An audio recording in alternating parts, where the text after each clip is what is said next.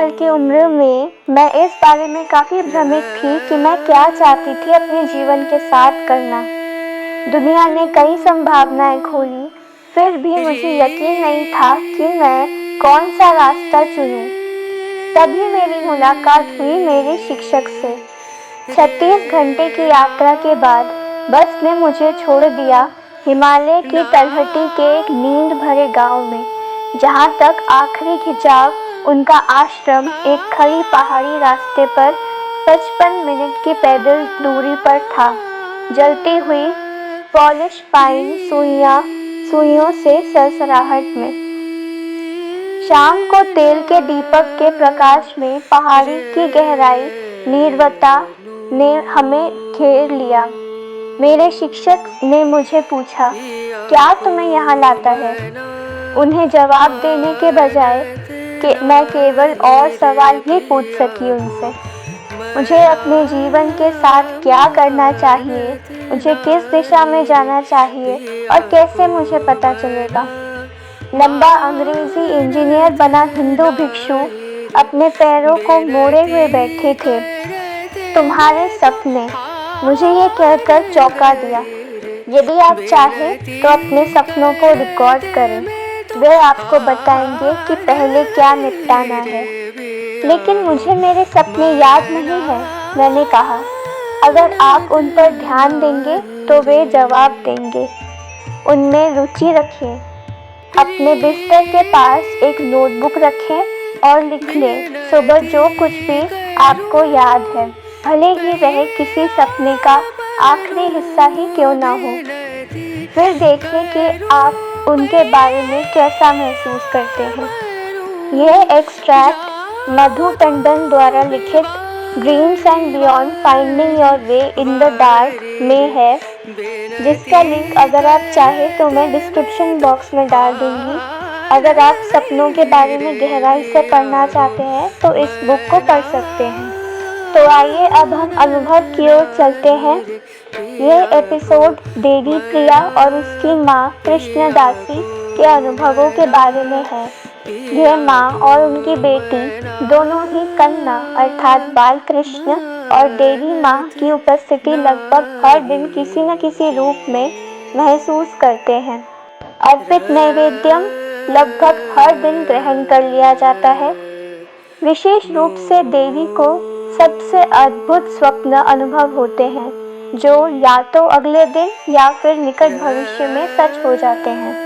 कई बार कन्ना और देवी माँ उससे जो करवाना चाहते हैं वे उसे उसके सपने में बताते हैं। हालांकि देवी प्रिया अपने सभी अनुभवों को अपनी डायरी में लिखती हैं।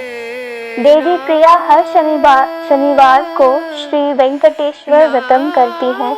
यह पूरे दिन उपवास करती हैं और शाम को महानैवेद्यम अर्पित करने के बाद ही भोजन करती हैं। एक शनिवार को व्रत पूरा करने के बाद सोते समय उसने एक महिला को देखा।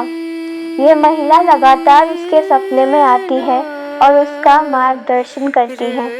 महिला ने उसे माला चढ़ाने के लिए कहा।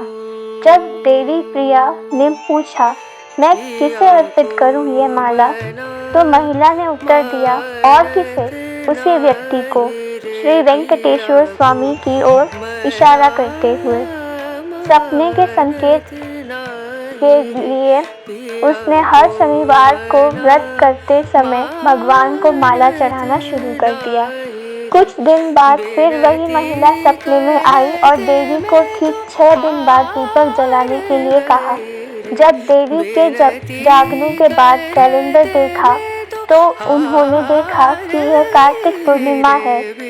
नवरात्रि के दौरान वही महिला क्रीम रंग की साड़ी और हरे बॉर्डर वाली साड़ी पहने हुए उनके सपने में आई और बहुत सारे मंत्रों वाला एक कागज सौंपा।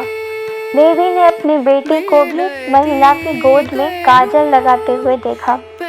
6 महीने बाद जब देवी एक मंदिर गई तो एक अज्ञात महिला उसके पास आई और अपना परिचय देते हुए कहा कि उसका नाम लक्ष्मी है। उसने देवी से पूछा कि क्या उसे कोई समस्या है और फिर बहुत सारे मंत्रों वाला एक पृष्ठ सौंप दिया।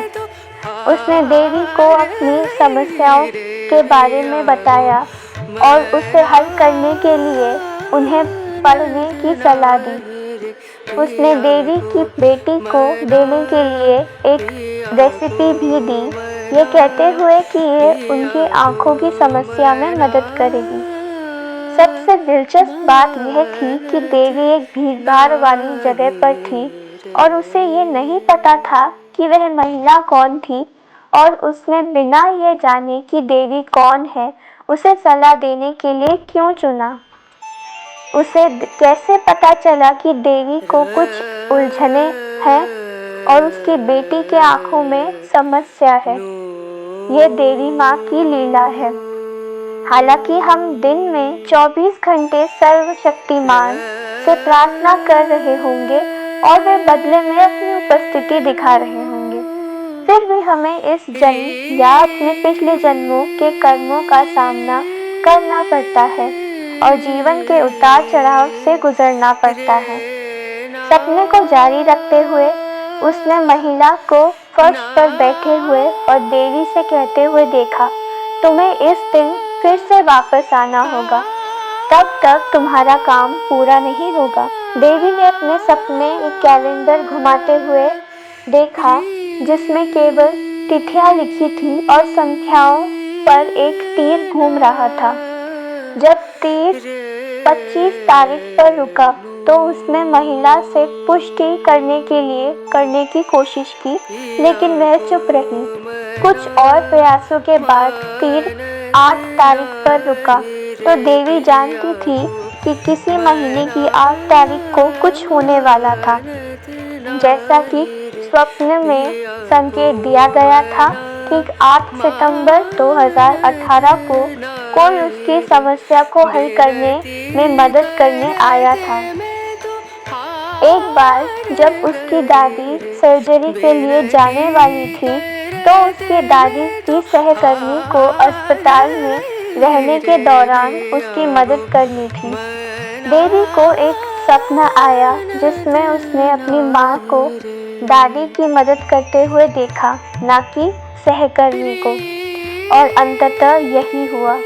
अपनी दादी को सर्जरी के कुछ दिनों पहले सहकर्मी का निधन हो गया और इसीलिए देवी की माँ कृष्ण प्रिया को अस्पताल में रहने के दौरान मदद करनी पड़ी।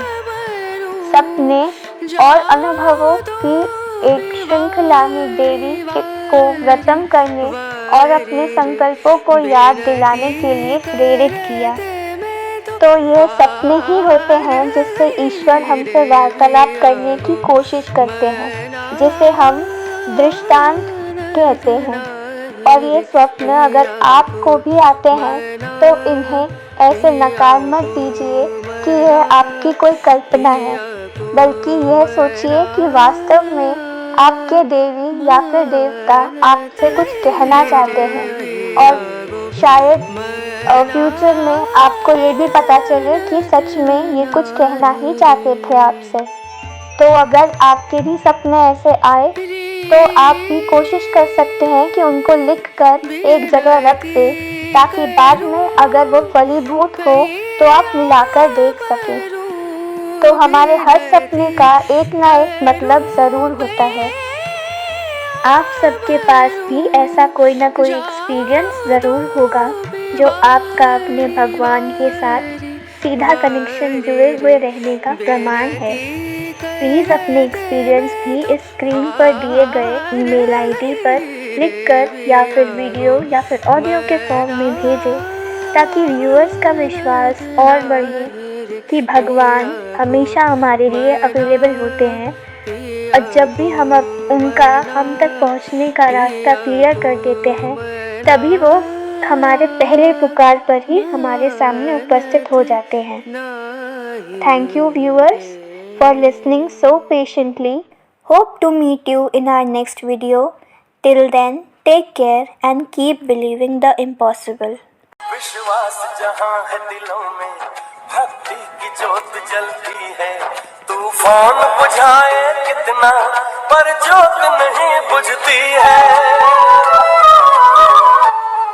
विश्वास जहां है दिलों में भक्ति की ज्योत जलती है। तूफान बुझाए कितना पर ज्योत नहीं बुझती है। फिर किसी रूप को धरकर ईश्वर की शक्ति जग जाती। कलयुगी दौर में भी वह एक चमत्कार कर जाती।